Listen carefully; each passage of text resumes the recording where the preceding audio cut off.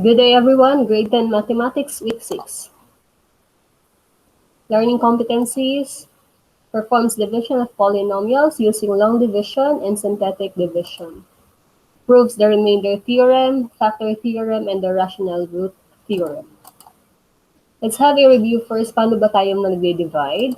Kung meron daw po tayong 75 divided by 6, we express it in this format po for long division. So we divide 75 by 6. So this is now the dividend, and this is the divisor. To divide 7 by 6 is 1, then we multiply 1 by 6. So the answer now is 6. Then we subtract 7 by 6, so the answer is 1. Bring down 5, so we have now 15. 15 divided 6 is 2. 2 times 6 is 12. Then subtract, so the answer is 3. So this is now the quotient, and this one is the remainder. To express our final answer, we have this format: dividend divided by the divisor is equal to the quotient plus the remainder over the divisor. So our answer now is 75 divided by 6 is equal to the quotient, which is 12, and our remainder is 3, and the divisor is 6. If we simplify that, 6 times 12 is 72, plus 3 is 75. So let's have long division of polynomials. If we have this given trinomial divided by this binomial, if we have x squared plus 5x plus 6 divided by x plus 3, the first thing that we need to do is to write the divisor to the left of the dividend for long division. So this is now the divisor, and this is the dividend. Divide the first term of the dividend by the first term of the divisor. This is the first term of the dividend, and this is the first term of the divisor. So if we divide x squared by x, the answer is x. How to divide polynomials, or how to divide a variable? We subtract the exponent. Sinusubtract daw po natin yung exponent. Ang exponent po ng ating numerator or the dividend is 2, and the exponent of x is 1. So 2 minus 1 is 1. So nung dinivide daw po natin sa x squared by x, the answer is x. So therefore, that will be the quotient. Sulat po natin yung quotient sa taas. Then, next step is to multiply the entire divisor by the quotient obtained in step 2. So this is now the quotient. We multiply it to the entire divisor. So x times x is x squared. Then x times 3 is positive 3x. Subtract the product obtained in step 3 from the dividend and bring down the next term of the dividend. So subtract down natin. So we need to change first the sign para po makapag-subtract, since this is binomial. So it becomes negative x squared. Positive 3x becomes negative 3x. Ang mangyayari po sa kanya, nag-change po ng sign ng ating subtrahend. So x squared minus x squared is 0. 5x minus 3x is 2x. Then bring down 6. Now, ito pong ating resulting expression po na nandito, yan na ngayon yung magiging dividend natin. So, divide na natin yung first term sa ating first term sa divisor. So, 2x divided by x. Since ang exponent nito ay 1 at ito ay 1, 1 minus 1 na exponent ay 0. Or simply cancel x, ang matitira ay 2. So, therefore, the quotient now is positive 2. Then, same process, positive 2, multiply it to the whole divisor.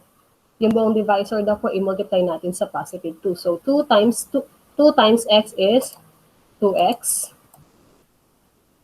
Then, 2 times 3 is positive 6. Then, subtract natin, change the sign of the subtrahend, it becomes negative, and positive 6 becomes negative 6. Subtract, so that is now 0. Ang ating, wala po tayong remainder. So therefore, if you express your answer, this is now the given polynomials is equal to the quotient, which is x plus 2. To check that, just simply multiply the divisor, which is x plus 3, by the quotient, which is x plus 2. When we multiply that, x times x is x squared. This is 3x, and this is 2x. Combine those terms po, since they are sa pareho siya ng term, 3x and 2x, so that is now 5x. Then 3 times 2 is 6. So, ito po, kung mapapansin nyo, ito ang ating dividend. So, ibig sabihin, tama po yung quotient natin na x plus 2. Let's have another example for long division. If we have x cubed plus 36 minus 9x squared plus 13x divided by x minus 5. Kung mapapansin po, ang ating given ay hindi naka-arrange into descending order. So the steps that we're going to do is write the dividend in descending order first. Then write the divisor to the left of the dividend. So arrange muna natin siya. So anong nangyari? We have x cubed first minus 9x squared plus 13x plus 36. Then the divisor is x minus 5. Then divide the first term, x cubed and x. Subtract the exponent. May exponent po ditong 1. So if we divide x cubed by x is x squared. So that will be the quotient. Same process, x squared multiply daw po natin dun sa divisor. So magiging sagot now, x squared times x is x cubed. X squared times negative 5 ay negative 5x squared. Then subtract. Sa pagsusubtract po, we need to change now the sign of the subtrahend. So this is now negative. Yung negative po magiging namang positive. So cancel po ito. X cubed minus x cubed is 0. Since different ang sign niya, we need to subtract. So negative 9x plus 5x squared. Since magkaiba po ng sign, subtract, you will have now negative 4. Bakit po naging negative? Since 9 is higher than 5, at ang sign po ng 9 ay negative. So kaya po naging negative 4x squared. Then repeat the process. Bring down the next term, which is plus 13x. Same process po. This is now our dividend. So, divide natin si first term sa first term ulit. So, that is negative 4x squared. I-divide naman po natin sa x. Negative 4. Ang coefficient po dito, numerical coefficient is 1. Negative 4 divide 1 is negative 4. X squared divide x ay x. 2, ang exponent po dito at exponent nito ay 1. So, 2 minus 1 is 1. So, that is now negative 4x. Yun po ang next term ng quotient natin.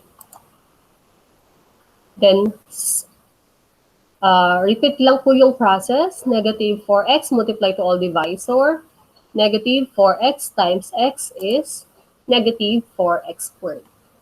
Negative times negative is positive. Then 4x times 5 is positive 20x. Change the sign of the subtrahend. Negative becomes positive. At ang ating positive naman po magiging negative. Cancel, since pareho lang naman po siya. Then we have here now 13x minus 20x. Mas mataas po si 20 kay 13. So, ibig sabihin, kung ano yung sign ni 20, yun po yung magiging sign natin dito. So, ang magiging sign po dyan ay negative. Then, 20 minus 13 is 7, copy x. Then, bring down 36. Now, repeat again the process. Divide po natin si negative 7x by x. So that is now negative 7x divided by x. Makakancel na si x. Ang matitira na lang po is negative 7. Then multiply negative 7 by our divisor. So negative 7 times x is negative 7x. Then negative 7 times negative 5 ay positive. Negative times negative is positive. Then 7 times 5 is 35. Change the sign of the subtrahend. Negative magiging pong positive. At ang positive naman po ay magiging negative. So, cancel na po ito. 36 minus 35 is 1. So, for this example, meron po tayo remainder. So, this is the expression now. Ang ating dividend divided by the divisor, which is x minus 5, is equal to, what is our quotient? The quotient now is x squared minus 4x minus 7. Plus, the remainder is 1. the divisor is x minus 5. So this is now the dividend, this is the divisor, and this is the quotient. The remainder is 1 over the divisor. So to check that, just simply multiply the divisor by our quotient plus lang po daw natin yung ating remainder. And the answer will be x cubed minus 9x squared plus 13x plus 36, which is our dividend po. Decreasing dapat ang exponent. So this is 2. Ang exponent dito ay 1. So the constant. So ibig sabihin walang nawawala. Complete naman ang ating dividend. Even ang ating divisor, complete naman siya. Wala namang nawawala at naka-descending order din. So ang gagawin muna natin, isulat daw po natin yung mga numerical coefficient. Ano ba yung mga number na katabi ng ating mga variable? So dito po ay 1. Tapos po 5 or positive 5. Tapos positive 6. Kaya siya walang mga sign, ibig sabihin po, positive. Next po, write the zero of the divisor. So, ito ang ating divisor. Yan po ay x plus 3 equal, sabi po dyan, yung zero daw po ng ating x plus 3. So, ang gagawin natin, x plus 3 equal to 0, then ang value ngayon ng ating x is negative 3. Di ba po, ililipat kasi natin yan dito para makuha natin yung value ng x. Kung positive siya, pag nilipat po natin yan sa kabila, magiging negative. Or simply, x equal to, kung ito po ay positive, ang x natin ay magiging negative. So therefore, kung ito po ay x minus 3, ang atin pong magiging x ay positive 3. Since ito po ay positive 3, naging po siyang negative. Sulat po natin siya sa left side nung ating ginawang mga numerical coefficient ng polynomial. Then carry down the first number, multiply the test 0, and add to the second column. So, ganito daw po yung gagawin. Carry down. Babala po natin yung 1. Tapos, itong 1, imumultiply lang daw po natin sa negative 3. So, 1 times negative 3 ay negative 3. Ilalagay po natin siya dito sa second column. Then, ang ating third step, add down daw po yung column na yan. Pag nakita po natin na magkaiba siya ng sign, isusubtract natin. Pag pareho sila ng sign, i-add natin. Since magkaiba sila, isusubtract natin sila. So that is now 5 minus 3. So ang sagot po dyan ay 2. Then same process, si 2 naman po, imumultiply natin sa negative 3. So 2 times negative 3, ilalagay naman natin siya sa third column. So 2 times negative 3 is negative 6. Subtract natin kasi magkaiba siya ng sign. Pag sinubtract natin yan, makikita natin na ito po ay 0. At wala tayong remainder kasi exact yung naging sagot natin. Kasi ang naging remainder dito ay 0 naman. Ang naging last answer ay 0. Napakitandaan po ito, yung third row, itong third row po, na nakuha natin ay nag-represent sa numerical coefficient ng ating quotient. So, yung degree daw po na gagamitin natin is 1 less than the degree ng dividend. Tingnan po natin yung exponent ng ating dividend. Ang exponent ng ating dividend po, or the degree, is 2. So, babawasan lang natin yun ng isa. So, 2 minus 1 is 1. So, ibig sabihin po, ang exponent po ng variable of this number is 1. Kung ito ay 2, magiging 1. So, 1, x. Kung ito po ay x squared, dito naman po ay x na lang. Then, ito pong term na to, since na x ka na dito, ang kasunod ng x term is constant po. So, that is now plus 2. So, ibig sabihin, nung dinivide daw po natin sa x squared plus 5x plus 6 divided by x plus 3 ay equal daw po sa x plus 2. So, ito po yun.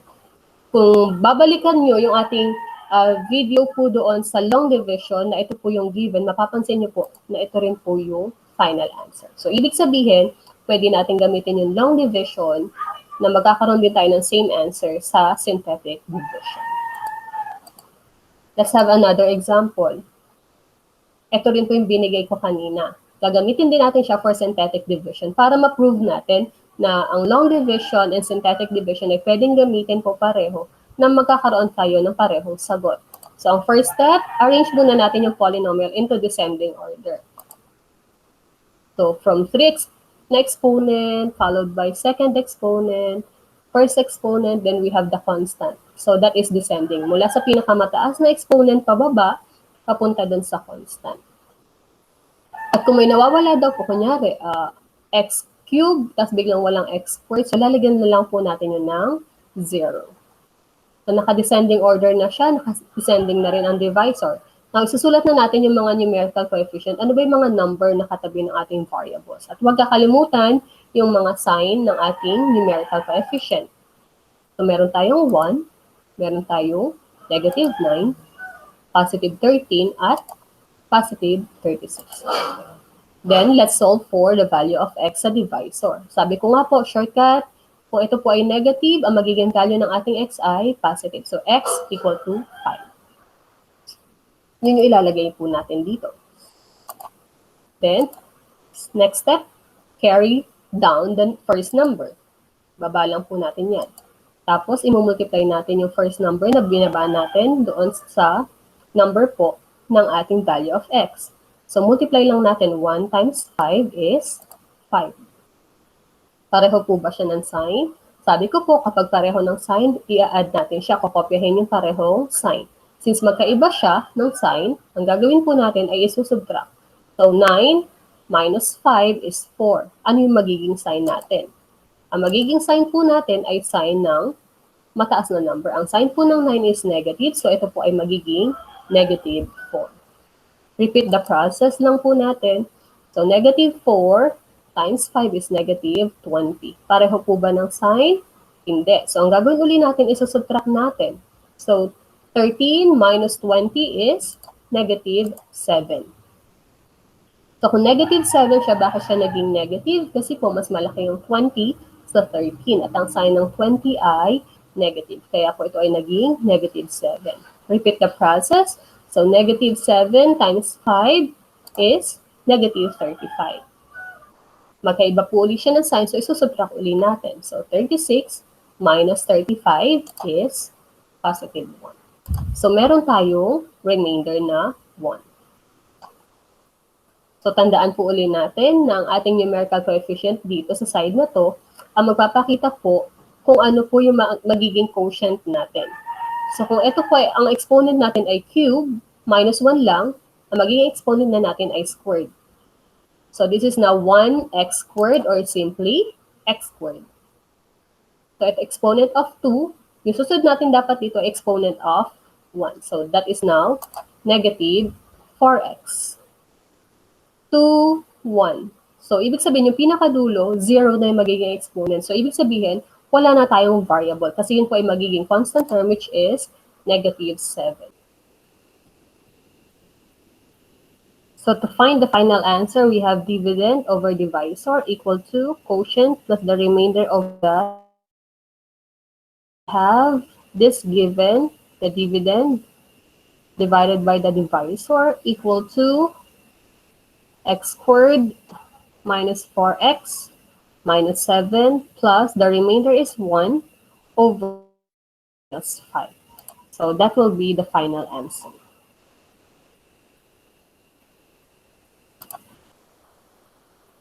Let's have another example po. Paano naman kung merong missing term? Kung mapapansin po, meron tayong x raised to 4 minus 5x squared minus 3x plus 7 divided by x plus 2. Naka-arrange naman na po siya into descending order. Isulat daw po natin yung numerical coefficient in one row.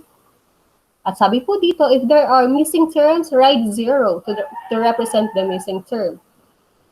X to the 4th. Wala tayo ngayon ditong x cube. So, ang mangyayari, sulat na natin yung mga coefficient.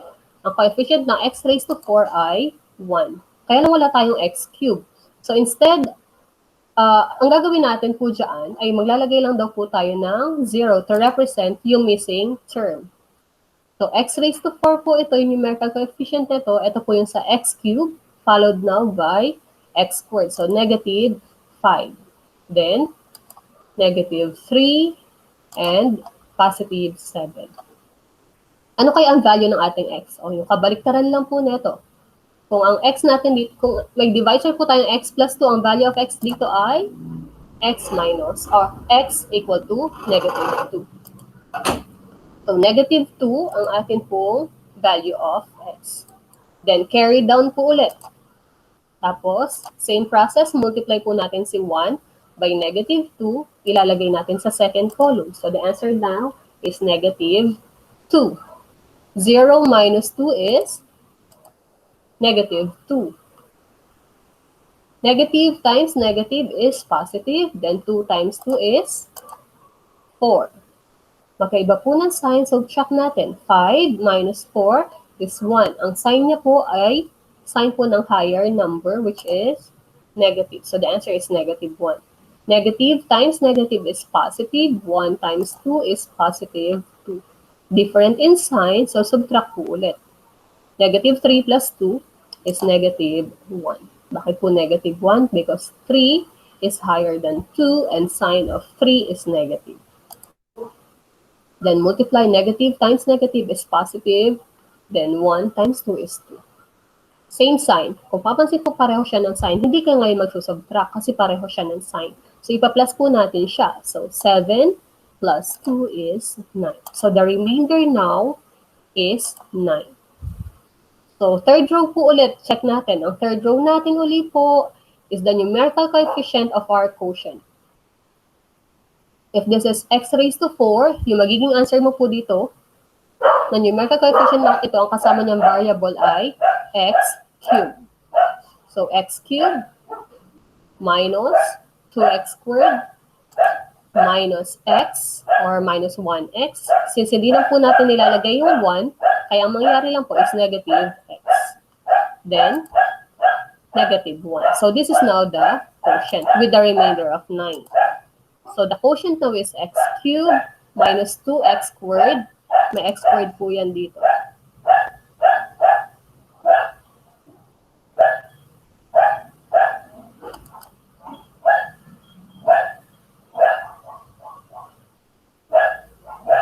That po meron siyang squared, sorry.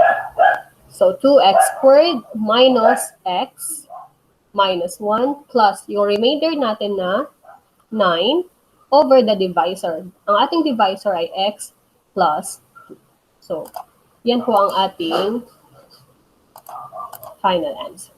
So, x cubed minus 2x squared minus x minus 1 plus 9 over x plus 2. Let's have another. Paano naman kung meron po tayong ganitong given? 8x cubed minus 2x squared minus 11x plus 5 divided by x minus 1/2. Meron tayong fraction sa ating divisor. Paano ba tayo magsasolve ng synthetic division kung meron po tayong fraction sa ating divisor?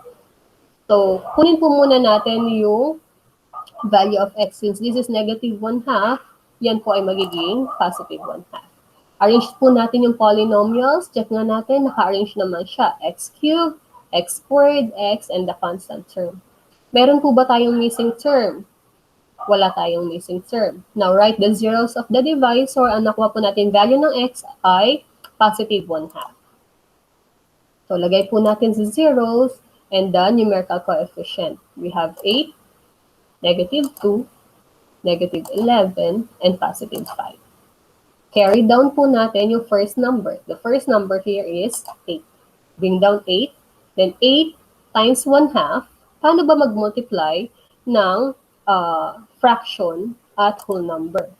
So 8, multiply mo lang siya dun sa numerator. So 8 times 1 ay 8. I-divide lang daw po natin sa 2. So 8 times 1 is 8, divide 2 is 4. Suot po natin dito, 4. Pareho po ba siya ng sign?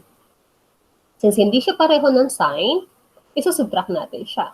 So negative 2 plus 4 is 2. Bakit po siya naging positive 2? Because 4 is higher than 2. At ang sign po ng 4 is positive. Same process, multiply po natin si 2 by 1/2. So 2 times 1 is 2 divided by 2 is 1. So the answer is 1. Negative 11 and positive 1. Magkaiba po uli ng sign. Isusubtract natin uli sila. At ang magiging sign ay depende sa sign ng mas mataas na number. So 11 minus 1 is 10. At ang magiging sign po is negative. So the answer here is negative 10. Negative 10 times 1/2, 10 times 1, para hindi po ma-confuse, ay negative 10. Divided by 2 ay negative 5. Magkaiba ng sign, subtract. So the answer here is 0. Ang naging remainder po natin ay 0 daw po. So ibig sabihin, exact yung ating value. Ang third row po is the indication of the numerical coefficient daw po ng ating quotient. If this is x cubed, ang magiging answer natin po dito ay x squared. So that is now 8x squared plus 2x minus 10. At wala tayong remainder kasi ang ating naging final answer po sa dulo ay 0. So to express our answer, 8x squared plus 2x minus 10. At yan po ang ating quotient using synthetic division. So that's all for today, everyone. Thank you and happy learning. This is Ma'am Lay. God bless.